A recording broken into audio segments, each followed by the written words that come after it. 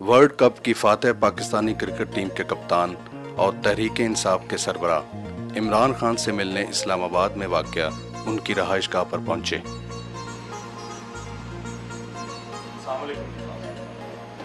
इमरान खान ने नहायत खुशदिली से इस्तकबाल किया।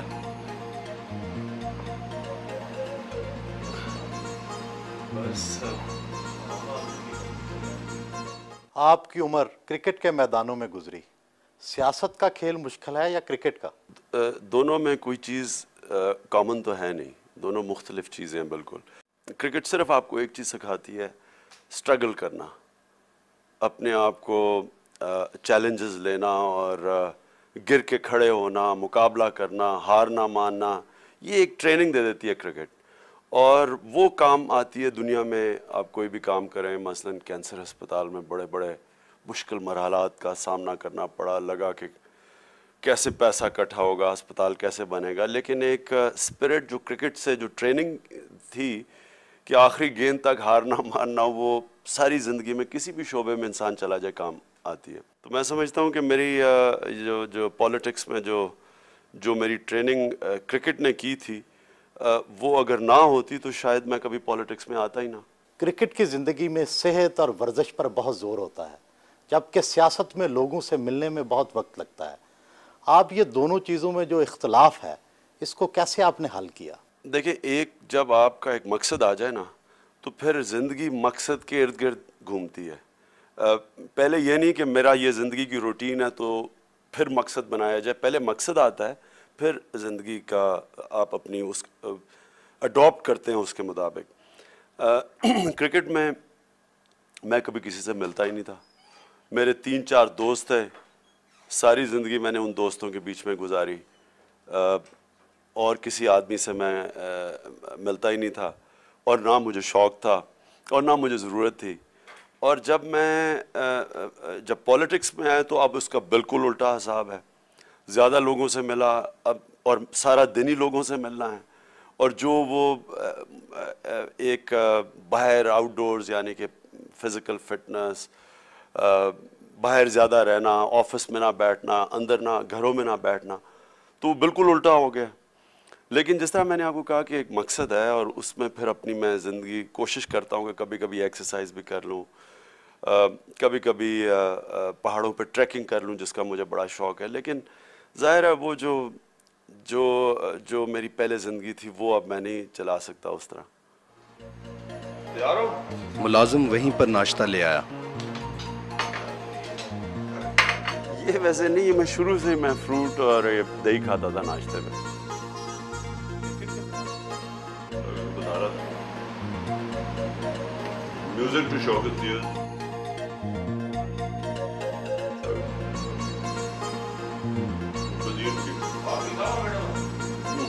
क्या आप किसी ख़ास किस्म की खुराक इस्तेमाल करते हैं अपने आप को फिट और स्मार्ट रखने के लिए? नहीं, कोई ख़ास किस्म की खुराक नहीं। नाश्ता सिर्फ मैं बस हमेशा लाइट करता हूँ, फ्रूट और दही। देसी खाना मुझे सबसे ज़्यादा पसंद है। देसी मुर्गी, देसी घी, देसी रोटी, फल, दही, तो कोई ख़ास खुराक नहीं।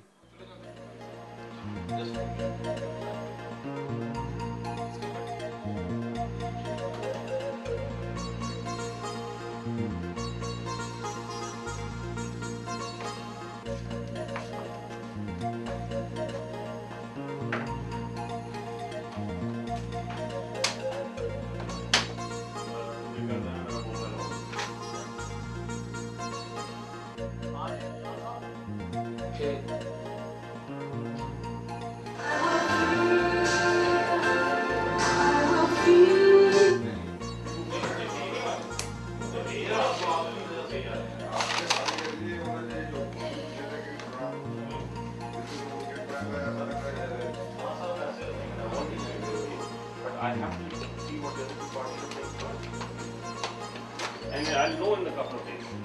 Okay? I'll call you. इंतखाबात के दौरान आप वीआईपी कल्चर के खात्मे और बड़ी गाड़ियों के इस्तेमाल के खिलाफ बातें करते रहे और आप खुद बड़ी गाड़ी में सफ़र कर रहे हैं, ये तो बड़ा तजाद है। वीआईपी कल्चर ये है कि पब्लिक के टैक्स के पैसे से हुक्मरान तबका ऐशों की ज़िंदगी गुजारता है। पब्लिक के टैक्स के पैसे से बड़े बड़े महलों में, बड़ी बड़ी गाड़ियों में, प्राइवेट जहाज़ों में, बादशाना रहन सहन, ये है वीआईपी कल्चर। ये वीआईपी कल्चर नहीं है कि मैं एक आदमी हूँ, अपने जायज़ तरीके से पैसा बनाता हूँ, अपनी टैक्स दे के पूरी मेहनत करके एक अपना एक स्टैंडर्ड ऑफ लिविंग लेता हूँ। ये तो मेरा, मुझे कायदे आज़म मोहम्मद अली जिन्ना अपनी जहनियत से, अपनी वकालत से उन्होंने बड़ा पैसा बनाया और जायदाद बनाई, लेकिन उन्होंने जो पब्लिक का टैक्स का पैसा था उसको एक एक रुपया गिनते थे। कि कहीं याद है एक दफ़ा एक बहुत बड़ा इंसिडेंट, बार बार आता है अखबारों में भी, कि उन्होंने जाना था ढाका, तो किसी ने कहा जी चार्टर करके प्लेन चले जाएं, तो उन्होंने कहा कि नहीं, एक ये टैक्स का पैसा, वो आराम से एक कमर्शियल एयरलाइन में गए। यानी कि ये उनको तकलीफ़ थी पब्लिक के टैक्स के पैसे से। तो वीआईपी कल्चर में और अपने आदमी जायज़ पैसा कमा के रहे, तो इसमें बहुत बड़ा फ़र्क है। आप काफ़ी अरसे से अपनी बीवी जमाइमा और बच्चों से दूर हैं, तो क्या आप बच्चों से और अहलिया से उदास होते हैं? मैं समझता हूँ कि मेरी सबसे बड़ी कुर्बानी सियासत में आने की सिर्फ ये है कि मैं अपने बीवी बच्चों के साथ वो टाइम नहीं गुजार सकता जितना मैं गुजारना चाहता हूँ या जो मुझे गुजारना चाहिए। वैसे मियाँ बीवी में सब कुछ ठीक तो है? अल्लाह का करम है। शादी के अंदर ऊंच नीच आती है, मुश्किल वक्त आते हैं, जिस तरह ज़िंदगी में इंसान के मुश्किल वक्त आते हैं। ये अल्लाह तो कुरान में कहता है कि मैं तुम्हें आज़माने के लिए मुश्किल वक्त लेके आता हूँ, उस तरह शादी में भी आते हैं। लेकिन अगर ये फ़ैसला हो दोनों मियाँ बीवी का कि हमने सारी ज़िंदगी साथ गुजारनी है, तो ये मुश्किल वक्त भी गुजर जाते हैं। लेकिन ये तो मुश्किल वक्त नहीं है, ये कि वो तो खैर एक मजबूरी है कि वो पढ़ रही हैं। लेकिन हमारी 8 साल की शादी में बिल्कुल ऊंच नीच आती है, जिस तरह हर मियाँ बीवी के शादी में आती है।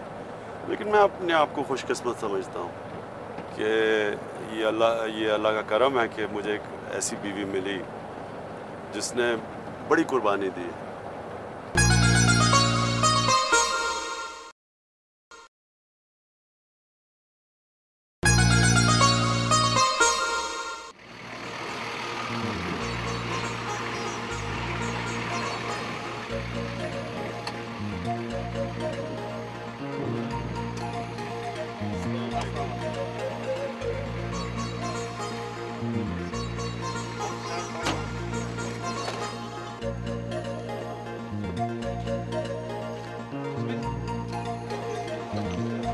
कुछ देर सस्ताने के लिए ट्रक होटल पर रुके।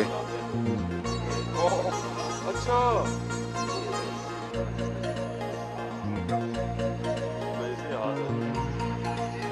कौन सा वाला वो? और वहीं पर दोपहर का खाना खाया।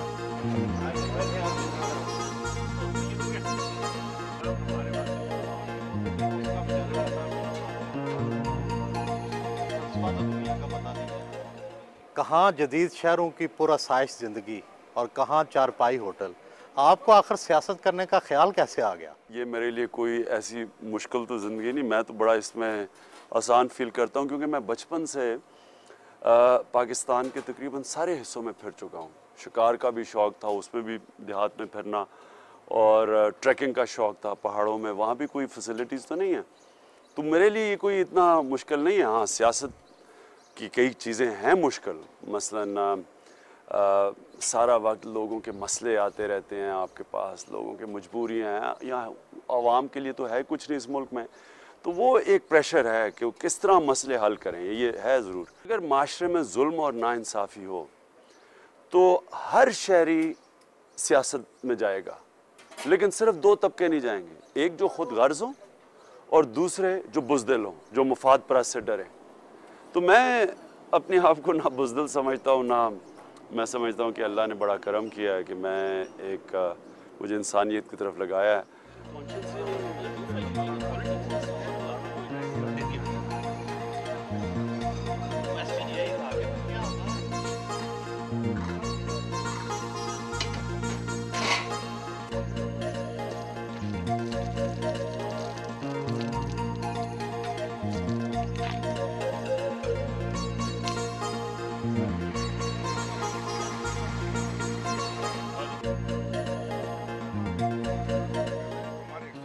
आपकी ज़्यादा सियासी हमायत तो बड़े शहरों में थी, लेकिन आप मियांवाली जैसे पसमानदा ज़िला से कैसे जीते?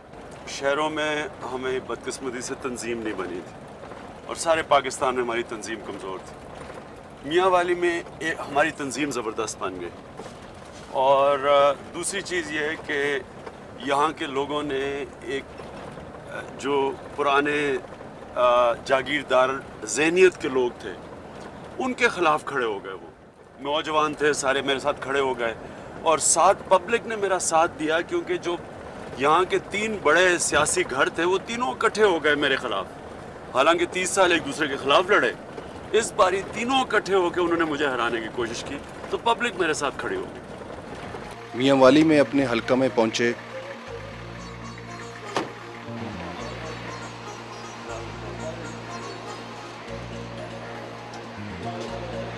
लोगों के मसाइल सुने।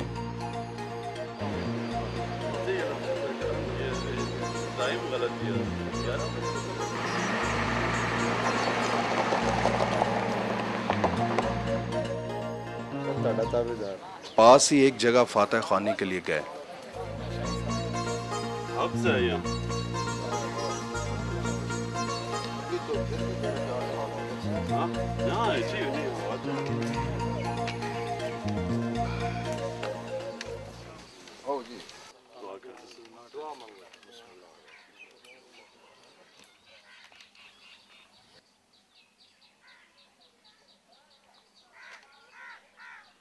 नहीं, वो बनी होगी ना पोलो की वजह से, उसको शौक पोलो का। पोलो का ही है।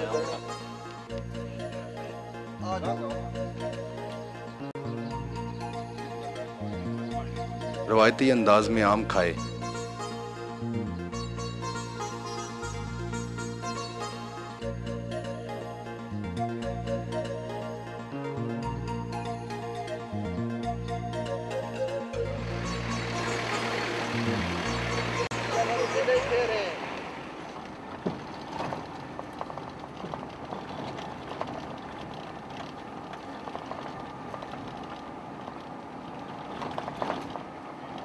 दरिया किनारे पहुंचे तो उन्हें देखकर लोग जमा हो गए।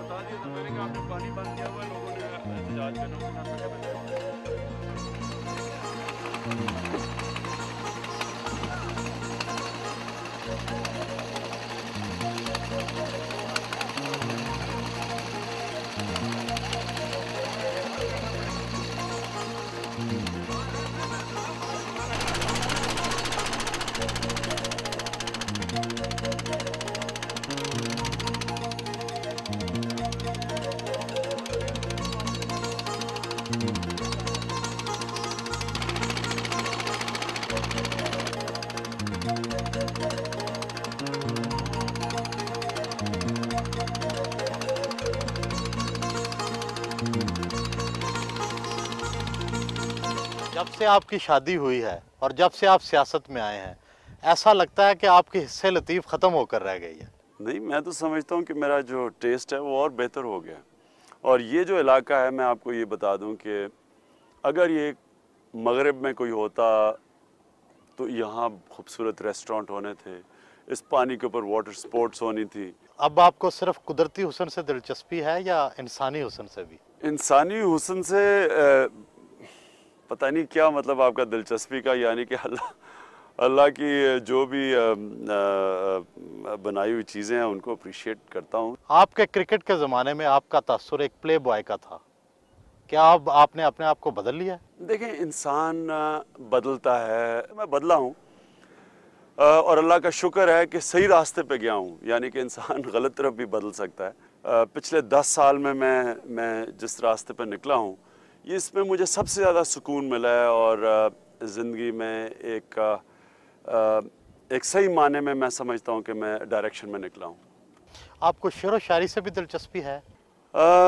सच बात तो ये है कि कभी कभी कोई शेर पसंद आता है और कोई मैंने ख़ास इतनी ज़्यादा शेर व शायरी की नहीं, ना सुनी है और ना कोई शौक़ था। लेकिन मैं ये आपको बताऊँ, इकबाल की जो शायरी थी उसने मुझे मुतासर उस उम्र में आके किया जब वैसे ही मैं पॉलिटिकल और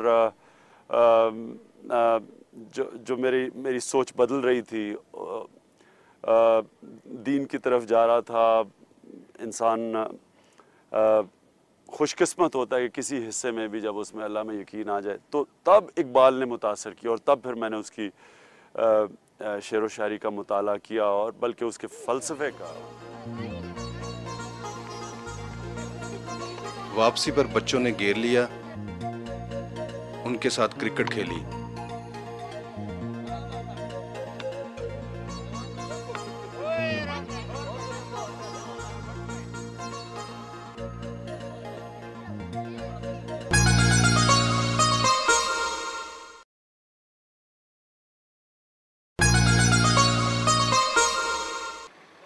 रात को वहीं से रवाना हुए। आपके क्रिकेट कैरियर में सबसे ज़्यादा खुशी और सबसे ज़्यादा गम के लम्हात कौन से थे? एक था खुशी का मौका जब हमने हिंदुस्तान को हिंदुस्तान में हराया। टीम हमारी कमज़ोर थी, अंपायर उनके थे, उधर जीतना वो एक बहुत बड़ी अचीवमेंट थी। और उसके बाद जो वर्ल्ड कप जीतना, गम सबसे ज़्यादा लाहौर में वर्ल्ड कप हारने का 87 में, जब आधी पब्लिक रो रही थी लाहौर की, और हमारी टीम उनसे ज़्यादा अच्छी थी ऑस्ट्रेलिया से।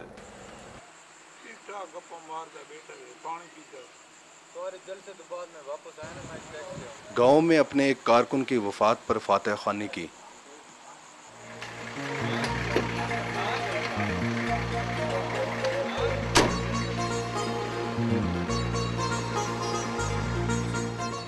आपकी कप्तानी में पाकिस्तान ने वर्ल्ड कप जीता, अब क्रिकेट ज़वाल का शिकार क्यों है? दुनिया में कोई शॉर्टकट नहीं होता। अगर किसी ने भी ऊपर जाना है, टीम ने, इंसान ने, उसके लिए मेहनत की ज़रूरत होती है। और मेहनत के भी तरीके होते हैं। एक मेहनत तो होती है कि जो इंसान मेहनत करता है, और एक जबकि एक ऑर्गेनाइजेशन एक सेटअप ऐसा बनाती है जो कि अच्छे स्पोर्ट्समैन प्रोड्यूस करती है। हमारी बदकिस्मती ये है कि हमने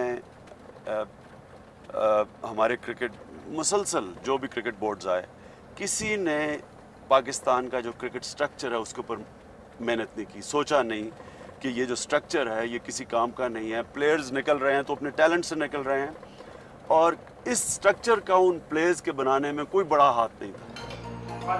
रात का खाना अपने अजीज के घर खाया।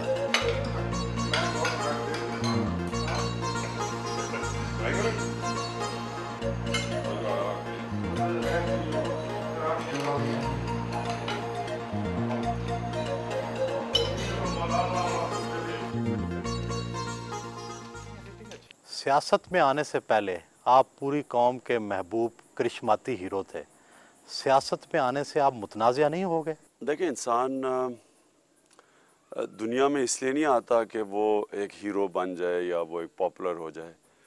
इंसान किसी मकसद के लिए ज़िंदगी में दुनिया में आता है, और उसकी कोशिश ये होनी चाहिए कि मैं इस दुनिया से जाने से पहले अपने मकसद अचीव करके जाऊं, बजाय इसके कि मैं कोई हीरो बन जाऊं, मैं पॉपुलर हो जाऊं और पॉपुलैरिटी रखने के लिए वो काम ही ना कोई करूं जिसकी शायद माशरे को कोई फ़ायदा हो जाए। आप अंग्रेज़ी स्कूलों में पढ़े, फिर आपने बैरून मुल्क क्रिकेट खेली, और फिर एक गैर मुल्की अमीर दोशीज़ा से शादी की, और आप दूसरों को कहते हैं कि पाकिस्तानी बनो और गैर मुल्की कल्चर पर तनकीद भी करते हैं।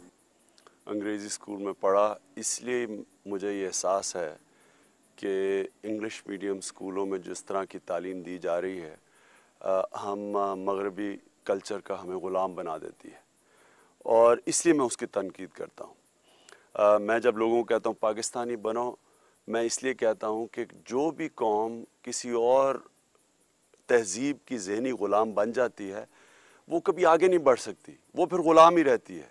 जहाँ मैं ये कहना कि कोई मगरबी ख़ातून से शादी की, इसमें तो कोई शक नहीं, लेकिन देखिए मैं मुसलमान पहले हूँ, फिर पाकिस्तानी हूँ, और मुसलमान को सारी अल्लाह रब्बुल आलमीन है, आलम का खुदा, सब इंसानों का खुदा है। कोई भी इस मुल्क में आके रहना चाहता है मुसलमान बन के, बिस्मिल्लाह, इसमें तो कोई तज़ाद नहीं है। आपको बेनज़ीर भुट्टो और नवाज़ शरीफ की अदम मौजूदगी में 3 साल खुला सियासी मैदान मिला, लेकिन आप सिर्फ 1 सीट हासिल कर सके। ये तो बहुत बड़ी सियासी नाकामी नहीं है? कामयाबी क्या सियासत में और नाकामी क्या है? अब आप कहेंगे कि जो काफ लीग है ये सारी कामयाब है, मेरी नज़र में ये फेल है। पेट्रियट्स निकले हैं, 10 पेट्रियट्स एक गए हैं हुकूमत के साथ, 5 मिनिस्टर बन गए, तो वो तो मुझे 1988 में वैसी कामयाबी थी जब जनरल ज़िया साहब ने मुझे ऑफ़र किया वजारत। 1993 मोइन कुरैशी ने ऑफ़र की वजारत। नवाज शरीफ की हुकूमत में पहली दफ़ा जब आया उन्होंने बड़ा ओहदा ऑफ़र किया। तो अगर यही लेना था तो मुझे पार्टी बनाने की ज़रूरत नहीं थी। मेरी नज़र में ये कामयाबी नहीं, कामयाबी ये है कि हमने अपने असूल नहीं बेचे। पाकिस्तान की सियासत में ये साबित किया कि यहाँ ऐसे लोग हैं जो बिकने वाले नहीं हैं, जो किसी चीज़ या वजारतों या पैसे या खौफ से अपने असूलों को तो नहीं छोड़ेंगे। मैं इसको कामयाबी समझता हूँ। क्या सियासत और फलाही अदारे एक साथ चल सकते हैं? असल में सही इस्लामी रियासत है ही फलाही रियासत, और जो काम रियासत कर सकती है फलाही काम, वो कभी इमरान खान सारी ज़िंदगी लगा रहे, ईदी साहब लगे रहें, हम कुछ नहीं कर सकते जो कि एक हुकूमत कर सकती है, क्योंकि फलाही रियासत बना, वेलफेयर स्टेट बना सकती है।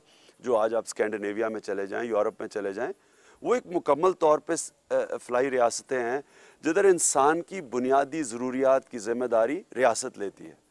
जनरल मुशर्रफ की फौजी हुकूमत के बारे में भी आपकी पॉलिसी अदम तसलसल का शिकार रही, कभी आप उनके हामी रहे, कभी उनके मुखालिफ। देखिए, हमारी पॉलिसी तो बड़ी क्लियर रही है पहले दिन से। हमारी तहरीक इंसाफ की जो सोच है और जो हमारा मैनिफेस्टो, उसमें कोई फ़र्क नहीं आया। जब लोग हमारी पॉलिसी पे चले हमने उनकी हिमायत की, जब वो उस पॉलिसी से उतरे जो हमारे से मुख्तलिफ थी तो फिर हमने मुखालफत की। आप किस साल तक वज़ीर आज़म बन जाएंगे? ये कहना मुश्किल है, लेकिन मैं ये समझता हूँ कि इंशाल्लाह कामयाब होऊंगा। लेकिन मैं चाहता हूँ कि मैं वो वज़ीर आज़म बनूँ जो जब वज़ीर आज़म बने तो मुल्क में अपने मैनिफेस्टो को अमल में ले आए। वो वज़ीर आज़म ना बने जिसके हाथ बंधे हों, पीछे इस्टेब्लिशमेंट बैठी हो, वो डिक्टेशन दे रही हो, एजेंसीज मुल्क चला रही हो और मैं एक पुतला बैठा हूँ। वज़ीर आज़म का बनने का कोई फ़ायदा नहीं जब तक हम इस मुल्क के अंदर एक तब्दीली ना लेके आएँ। और जो इनकलाब की मैंने आपसे बात की, जिसमें नंबर 1 चीज़ अदल और इंसाफ, नंबर 2 चीज़ इंसानियत, फलाही रियासत, जिसके अंदर तालीम, ख़ास तौर पे तालीम को इस मुल्क में पूरी तरह एक इमरजेंसी डिक्लेयर की जाए, मुल्क को सारों को लगा दें कि अगर हम पढ़ेंगे नहीं ये मुल्क बर्बाद हो जाएगा। रात गए वो इस्लामाबाद के लिए रवाना होने लगे तो हमने उनसे इजाज़त चाही।